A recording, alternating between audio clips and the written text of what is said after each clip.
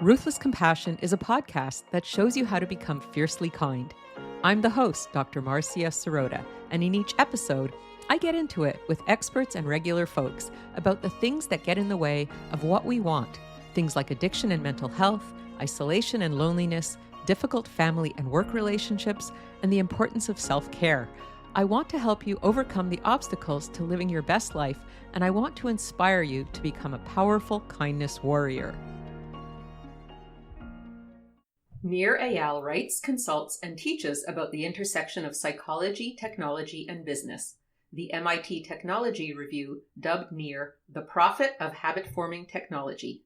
Nir has founded 2 tech companies since 2003 and has taught at the Stanford Graduate School of Business and the Hasso Plattner Institute of Design at Stanford.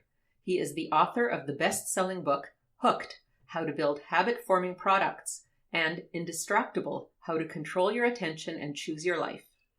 In addition to blogging at nirandfar.com, Nir's writing has been featured in the Harvard Business Review, TechCrunch, and Psychology Today.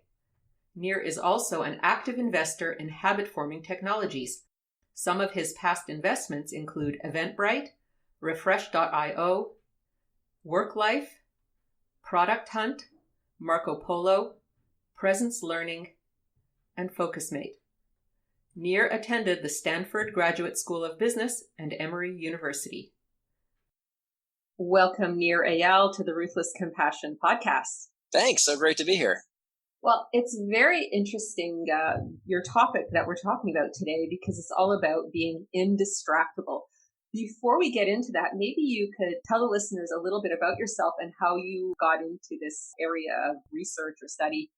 Sure. Yeah. So I'm what you call a behavioral designer, meaning that I use technology to help people form healthy habits, good habits in their lives, as well as inform them around how they can break bad habits that they may have associated with their use of technology.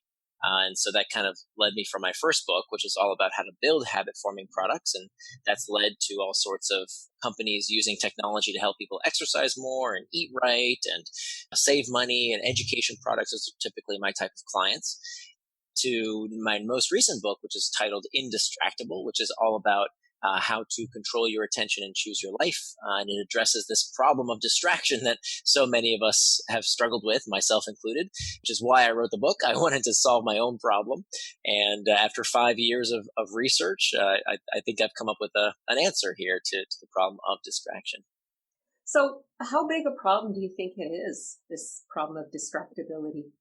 Well, it's interesting. Some people, very few, I must admit, don't have a problem with distraction. They are the kind of people who do what they say they're going to do day in and day out. And we find that these types of people have much higher senses of well-being. They tend to be happier, more fulfilled. They tend to be more likely to accomplish their long-term goals.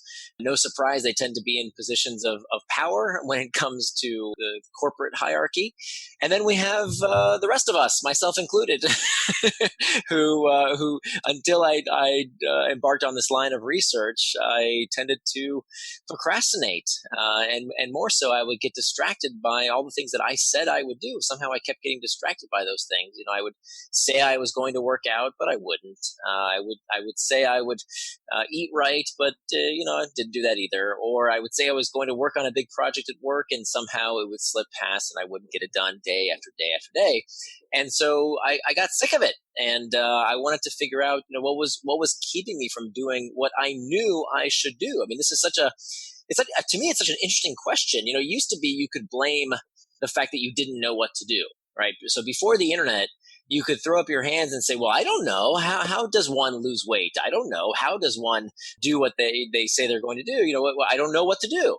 But today, we can Google all this stuff. I mean, find me one person who doesn't know that chocolate cake is not as healthy as a salad. Find me somebody who thinks that they can form good relationships with people without being fully present, or who doesn't know that if you want to do better at work, you have to actually do the work, especially the hard stuff that other people don't want to do. We all know this stuff. So the question is, why don't we do what we say we're going to do? I mean, we know that being successful in life isn't just about doing the things that you should. It's about making sure you don't go off track and do the things that you shouldn't do. And so that's really why I wanted to embark on this line of research around, what I think is the skill of the century, because even though this is not a new problem, Plato talked about this 2,500 years ago, so it's clearly not a new problem. We have all these new technologies and tools that we haven't really adapted to. And so we need some new norms that help us get the best out of these technologies without letting them get the best of us. I agree with you. Now, one question that came to mind, though, as you were talking is that some of the things you're talking about sound a little bit like avoidance. Is there a difference between being distractible and being avoidant? So that's a great point. We need to talk about what I mean by distraction, because I made up the word indistractable. So let me go ahead and define it. Becoming indistractable doesn't mean you never get distracted. It means you strive to do what you say you're going to do. So there's this great quote by Paulo Coelho who said that a mistake repeated more than once is a decision. And I think for many of us, we get distracted day after day after day by the same things. And so the idea is, how do we make sure that we don't keep repeating the same mistakes by identifying the root cause of the problem of distraction so we can actually do something about it. So it's a good time to talk about what is distraction. And the best way to define what distraction is to understand what it is not. So distraction, the opposite of distraction is not focus. Many people will say the opposite of distraction is focus. I don't agree. I think the opposite of distraction is traction. And if you look at the etymology of both those words, they both come from the same Latin root, trahare, which means to pull. And they both end in the same 6 letters, A-C-T-I-O-N, that spells action. So traction is any action that pulls you towards what you want to do, things that you do with intent. And the opposite of traction is distraction, anything that pulls you away from what you plan to do. So this is really important for 2 reasons. Number one, anything can be a distraction. So if you sit down at your desk and you say, okay, now I'm going to work on that big project. I'm finally going to do that thing that I've been delaying. I'm finally going to do the thing that I've been planning to do. But then you start checking email. Well, that might seem productive. It might seem like that's a work-related task. And many people don't realize that it's a distraction because it's what I call pseudo work. It feels like you're getting something done.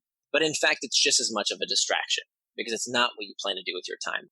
So that's the first reason that this is important to understand this dichotomy between traction and distraction, is that anything can be a distraction. And conversely, anything can be traction.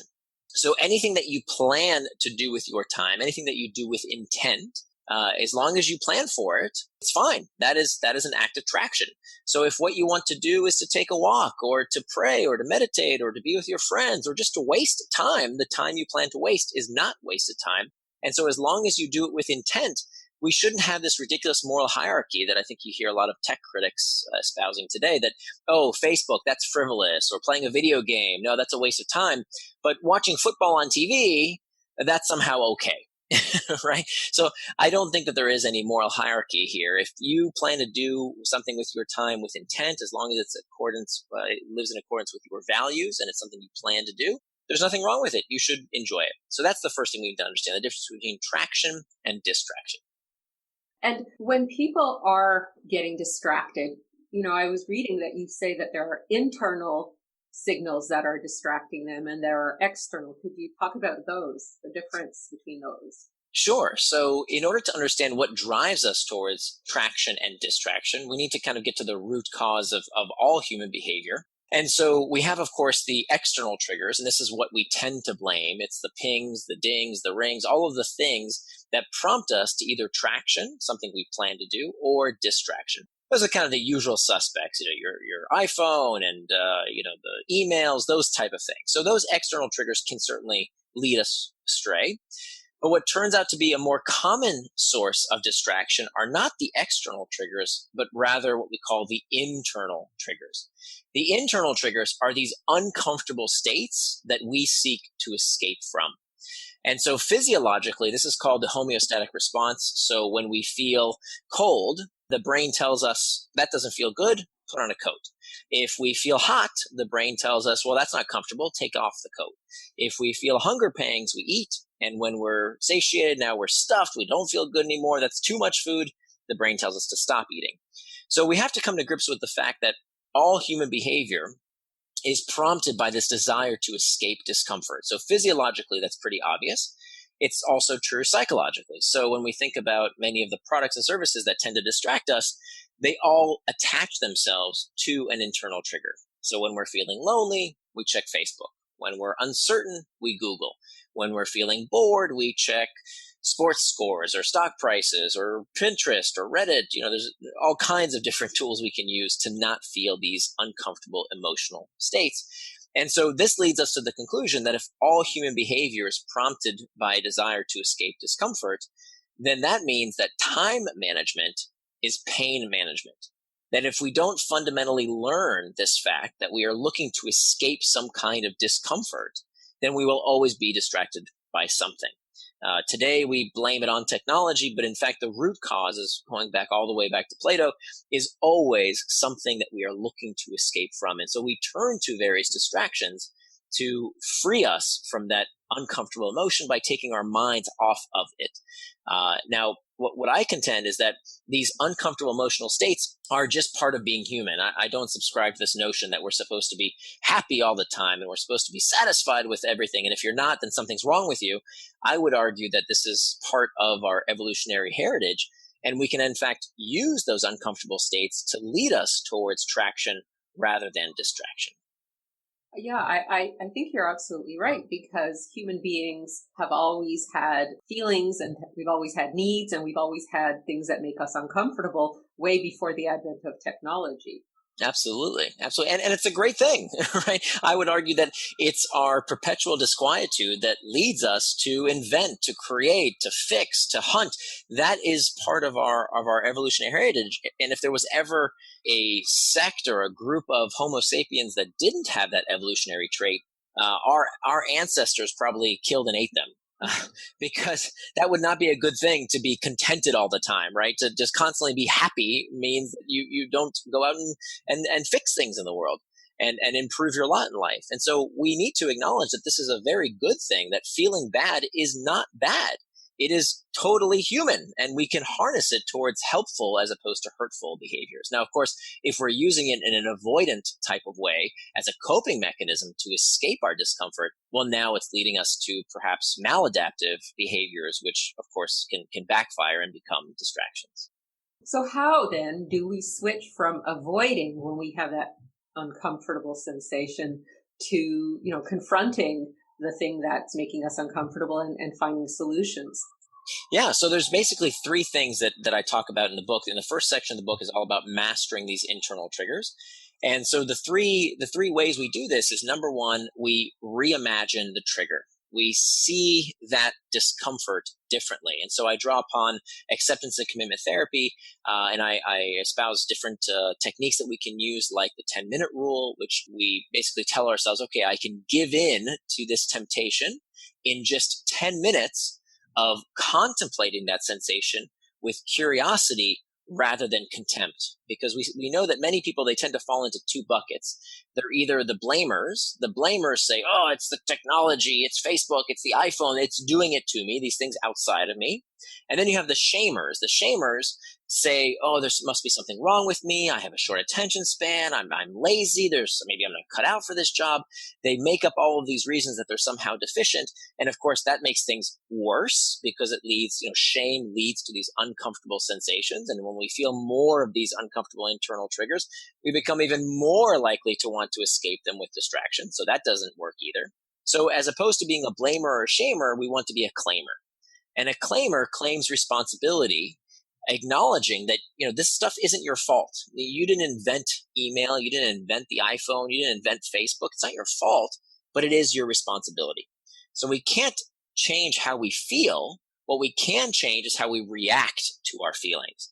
And so the idea here is that when we feel these uncomfortable sensations, we can use a technique like the 10-minute rule, which says, I can give in to that distraction. No problem. You can give into it after just 10 minutes of reflecting. So what I do almost every single day is, when I'm about to give into a distraction, whether that distraction is a piece of chocolate cake I know I don't want, or whether it's, Googling something real quick, or checking email for just a quick sec when I know I need to do something else, I'll tell myself, okay, I can give into that distraction after just 10 minutes. Within that time, I have two choices. I can either get back to the task at hand or reflect on what it is I am feeling.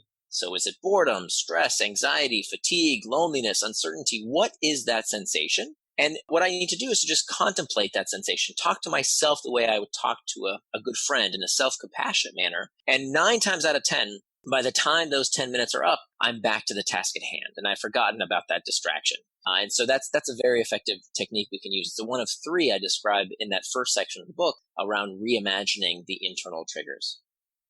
Cool. And what are the other things that you do in order to get back on track and more indistractable? Sure. So step 1 is about mastering the internal triggers. Step 2 is about making time for traction. Making time for traction acknowledges, I interviewed many, many people for this book, and there was a really stark contrast between the people who didn't suffer from this problem of distraction and those who did. And one of the common traits, I would hear from so many people who would tell me, oh my gosh, I'm so distracted these days. I can't seem to get anything done.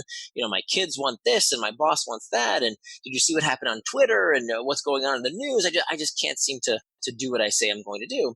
And my question was always, well, let me see what it was you got distracted from. Let me see what you plan to do today. And 9 times out of 10, when they showed me their calendar, it was blank. There was nothing on it. And it turns out that 2/3 of Americans don't keep any sort of a calendar, no calendar whatsoever. And even the third that do keep a calendar, the vast majority of them only keep a work-related calendar. They're not considering all the other things that they want to do in their day. So it's as if all their values are just about workplace values. Well, what about your values of being a devoted spouse or an available parent or a compassionate friend or taking care of your body and mind? None of those things are reflected on most people's calendar, and I think that's a mistake. Because you cannot call something a distraction unless you know what it distracted you from. So if you have white space on your calendar, we have no right to complain that we got distracted, because everything is a distraction if you don't know what it distracted you from.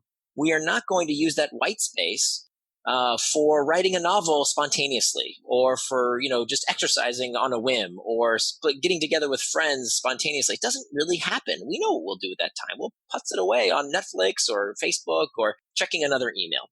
So instead, what I advise folks to do is to turn their values into time. Now, I'm not saying what your values should be. Only you can decide what your values should be. But what I want folks to do is to start with these 3 life domains of your values as they relate to you, your relationships, and finally your work. Now, most people do this in reverse. If anything, they might keep a calendar for their work tasks, but they don't ask themselves, where is that time for my relationships? Where is that time for myself? And what I want folks to do is to put that time on your calendar, as opposed to, a vision board or a 5-year plan or an aspiration for what you want on your deathbed. How about we start with next week, right? What does your calendar look like next week? How do you want to spend your time consistent with your values? So that's what turning your values into time is all about. And then what we want to do in that phase is to synchronize our schedules. So I show folks how to sit down with their spouse, with their boss, and synchronize your schedule to give them greater transparency into how you want to spend your time, so that you can synchronize your schedules to make sure that you're living up to your obligations. And this is a life-changing technique. I mean, it's been shown in thousands of studies. We call this making an implementation intention. And this is a very well-studied technique that really does change your likelihood of doing what you say you're going to do. So that's step 2. I really like that synchronizing your schedule piece, because that's, I think, incredibly innovative, because I think that people might just try to do it on their own, but if they haven't spoken to their spouse, or they aren't talking to their kids' teachers and, figuring out what's going on with school and after school activities, and if they're not talking to their boss, then it all kind of goes up in smoke, right? It's true. That's absolutely true. And, let me tell you personally, it saved my marriage. A few years ago, my wife and I would constantly fight about how I wasn't pulling my weight in our relationship, in the household duties. And my excuse was, honey, if you need me to do something, just tell me. Just tell me to do it and I'll do it. And I didn't realize that by asking her to do that, I was asking her to take on another job. I was making her into my babysitter. And it turns out that this is not unique, that if you look at the research on heterosexual dual income households, still today, women take on a disproportionate share of household admin duties. This will be no surprise to your female listeners who are in a heterosexual dual income household. That is overwhelmingly the case. And to me, that wasn't fair. I wasn't living according to my values. I wasn't doing my part to be part of an equitable marriage. And so here's how we fix this problem. We sat down together. We had both made these time box calendars, and I'll give you a link for the show notes. I built a tool online to make this very easy to do. It'll take you 30 minutes to do it the first time, 15 minutes a week to revise it. We sit down, we have time on our calendar every Sunday night for 15 minutes, and we sit down together and we look at the week ahead. And we synchronize our schedule so that there's no guesswork. And it has, let me tell you, changed our life. We are so much happier for it. And so you can do this with your domestic partner. You can do this with your boss. It is really a life-changing practice. I love it. It's brilliant. Yeah, send us the link because that's amazing. Absolutely. Happy to. And so then you say there's some more things to do as well to be indistractable. So I'm excited to hear the next steps. So the third step is to hack back the external triggers. So we talked about step 1 is master the internal triggers. Step 2 is make time for traction. Step 3 is hack back the external triggers. So I call it hacking back because, we know that the tech companies are doing their best to hack our attention. That's their business model. That's what we want them to do. We want them to make entertaining products that we want to use. But that doesn't mean we can't hack back. So I give folks all kinds of things that they can do to change these external triggers in their various environments. So whether it's on your phone, whether it's on your computer, whether it's group chat, email, I tell you systematically how to hack back these technologies to make sure that you can answer this fundamental question of, is the external trigger serving you or are you serving it? So if the external trigger is serving you, if it's helping you do what you said you're going to do with your time, then wonderful, it's serving you. But if it's taking you off track, well, then now you're serving it. And so I tell you in these various environments, I think one of the most important environments is the one that people don't tend to think about as a source of distraction. We tend to blame the technologies. But I would argue from a time study perspective that one of the most distracting problems that we see today in the modern workplace is this problem of the open floor plan office, right? That many of us work in these offices where somebody can stop by your desk and say, oh, let me just tell you about this bit of gossip, or can I just pick your brain for 10 minutes? That can be incredibly distracting. And so every copy of Indistractable comes with a screen sign right in the book. It's a piece of cardstock you pull out of the book, you fold into thirds, and you put it on your computer monitor. And it's bright red, and it reads, I'm indistractable at the moment. Please come back later. And so it tells your colleagues, look, for this, whatever it is, 30 minutes, an hour, however much time you need to spend in focused work, please do not interrupt me. And so this is how we're going to change company culture, one person at a time, using this practice of showing folks, look, I need some space. I need some time to think to do my best work. Since it's written on a piece of paper, the person has to see it as legit, right? Yeah, that's right. And you can point to it, as opposed to if you wear earphones, if somebody has to tap you on the shoulder. This way, if somebody comes by, you can just point to the screen sign and they'll get the idea. That's a nice little technique there. So what other kinds of things can you share for our listeners about, being indistractable? Sure. So the fourth and final step is to prevent distraction with pacts. Now, I have to warn you here, this technique is dangerous. It can backfire. So you have to do it after you do the first 3 steps, after you master the internal triggers, after you make time for traction, and after you hack back the external triggers. The last step is to prevent distraction with pacts. And a pact is when we make some type of contract, some type of promise with ourselves or with other people to make sure we don't do something that we want to prevent. So there are 3 types of pacts, these pre-commitments. We have what's called a price pact, an effort pact, or an identity pact. So a price pact is when we have some type of cost, some kind of fiscal disincentive to do something that we don't want to do. And this comes out of the research of the most effective smoking cessation study in history. Turns out that when people put some skin in the game, they put a $150 wager in if they didn't smoke for 6 months, as validated by a urine test, they got that money back. It turned out this technique was the most effective smoking cessation study ever for something as addictive as nicotine, right? And all it took was $150. And so we can use similar contracts when it comes to distraction. So in my case, I'd spent 4 years researching this book. And then it was finally time to write, right? To just get it done. And I kept procrastinating with more research. And I just want to make sure I knew exactly every facet of this topic. And so finally I made a bet with my friend Mark, who's a fellow author. And I told him, look, if I don't finish this manuscript by January 1st, I will give you $10,000. Now, Wow. you can make that amount of money, any amount of money you want. It just has to hurt. It has to be significant. It was very hard to shake his hand. But of course, I never paid him the money because I did what it is I said I was going to do. I wrote my manuscript because there was no way I was going to let Mark have that $10,000. So I made sure I delivered. So that's a price pact. And there's many other examples. You don't have to go quite so extreme. And I talk about other ways to use this in day-to-day life. The other example is what's called an effort pact. An effort pact is when you put some bit of friction between you and something you don't want to do. So for example, we can use technology to block out technology distraction. There's this great app I use all the time called Forest. Forest works like this. You open the app, you have this little virtual tree that you see on your screen, and you dial in how much time you want to do focused work for. Now, when you push this button, plant, the little virtual tree is planted.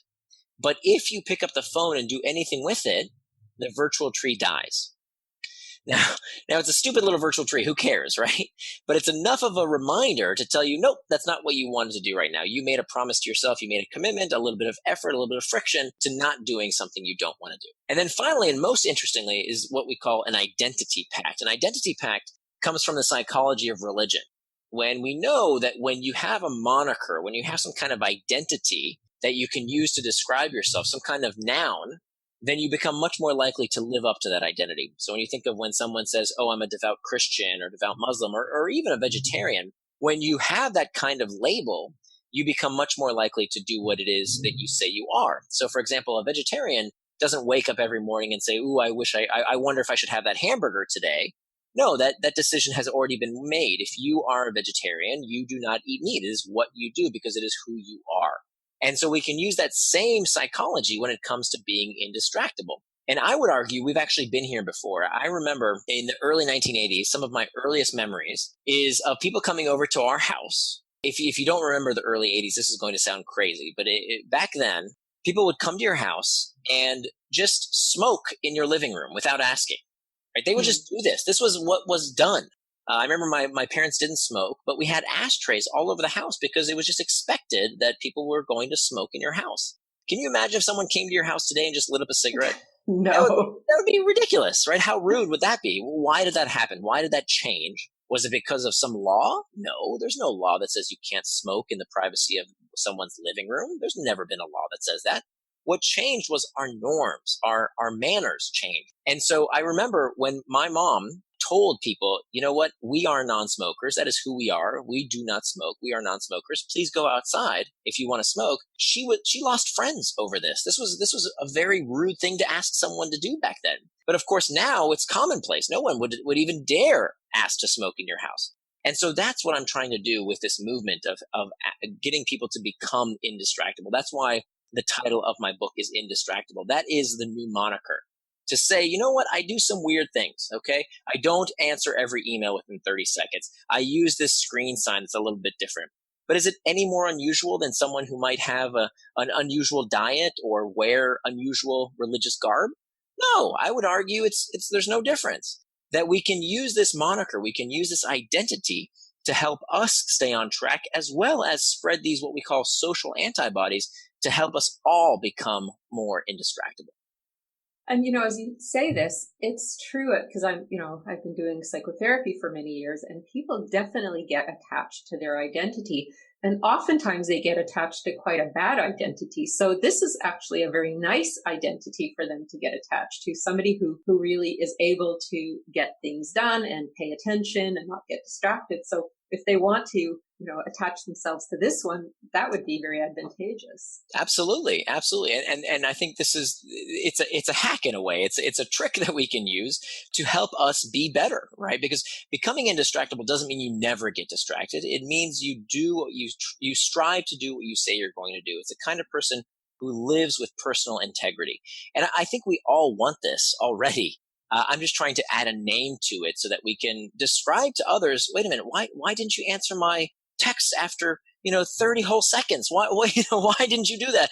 We can start telling people, well, this is how I live my life. I am indistractable. I remember when I was in medical school and it was super, super busy, and people would know that if I didn't get back to them, if I sort of disappeared for a few weeks, I was in medical school. So I Yeah. had the perfect excuse for just buckling down and getting all my work done because everybody, that was my identity. Everybody knew that she's in med school. Don't bother her. Yes, absolutely, absolutely, and I think we don't have to do something as extreme as going to med school. We can use this in our day to day life and get the best out of this technique. Why not? It's very effective as you've described, and so we can utilize it in various contexts. Now, I was thinking about perfectionism because, there have been times when I've talked to people and they'll sit down and they'll make their time and then they'll start something, but then they'll get caught up in doing it perfectly. And so they'll either get paralyzed or they'll just keep Mm. perseverating and doing it this way and that way. And they can never complete their task because it's never quite good enough. How does that internal trigger of perfectionism get people caught up in distraction? So this is where time boxing is so effective. Because I think when people approach a task, they approach it to finish the task. And I think this is a little bit of a black hole because there are so many factors outside of your control, right? When we do a particular task, we're waiting on, the numbers from Jim and we need the graphics from Janet and we need all this other stuff outside of us that may or may not be exactly how we want it. So by using a to-do list, we oftentimes can harm ourselves, believe it or not. This is what I call the myth of the to-do list because we have all these things we want to do, right? So in my case, I would have a to-do list of 100 items and then I would have a great day, super productive. I would do 5 things on my list. And then at the end of the day, I would still feel bad because I still had 95 more things to do. And so I never got the relaxation of, okay, I did what I needed to do. I never got that sense of relief that I get today from using a time box technique. So as opposed to finish the task as the to do, what we need to change it into is a time-based constraint. So your only job is to work on a task for a set given period of time. Okay. To just work on that task without distraction for a set period of time.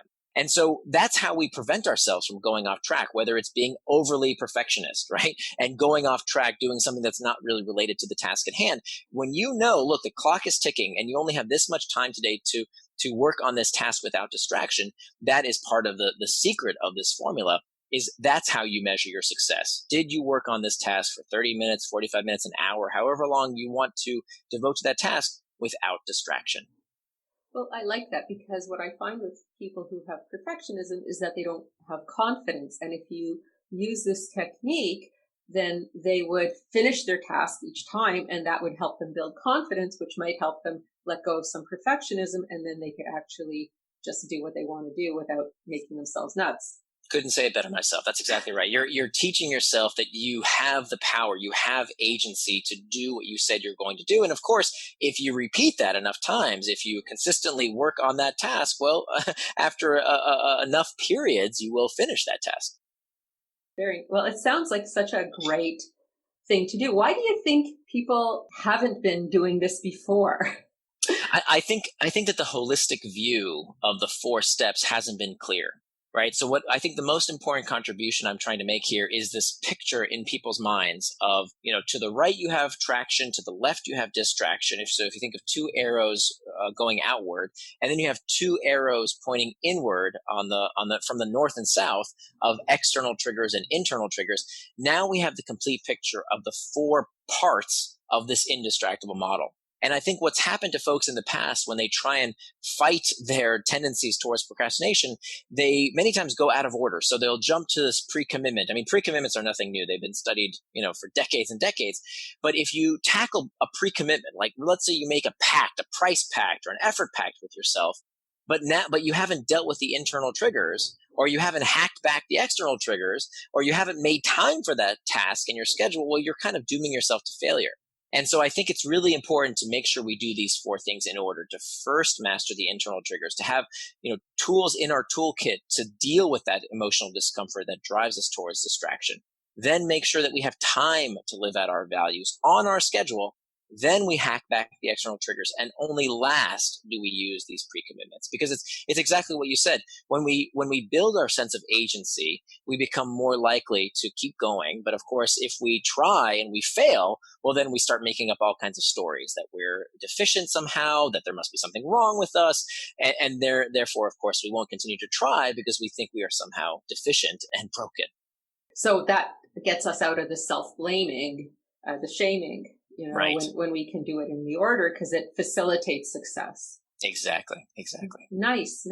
Is there anything else you want to just share about this theory of being indistractable before we sum up our conversation? Yeah, I mean, I think the parting thought is if there's one mantra from the book I want folks to remember, it's that the antidote to impulsiveness is forethought. That fundamentally distraction is a problem of impulsiveness, that we do something in the moment that we later regret. And so what I'd like to argue is that, in fact, our species has this amazing ability to do something that no other creature on the face of the earth can do, which is that we can see the future with greater fidelity than any other animal.